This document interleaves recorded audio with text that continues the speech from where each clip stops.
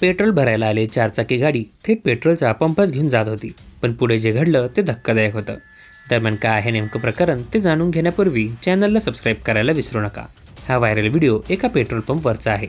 या व्हिडिओमध्ये तुम्हाला पेट्रोल पंपावर एक चारचाकी गाडी चालक पेट्रोल भरताना दिसेल, पण त्यावेळी तिथे गाडीजवळ पेट्रोल पंपावरील एकही कर्मचारी उपस्थित नव्हता।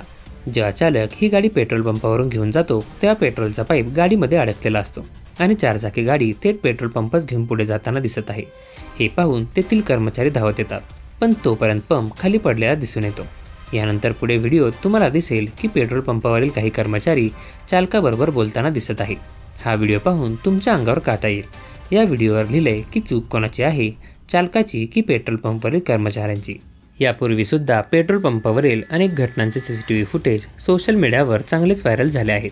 कधी पेट्रोल पंपावर मोबाईलचा स्फोट होतो तर कधी पेट्रोल पंपावर मारहाण होते। कोणत्या ना कोणत्या कारणावरून पेट्रोल पंपावरील घटना नेहमीच चर्चेत असतात।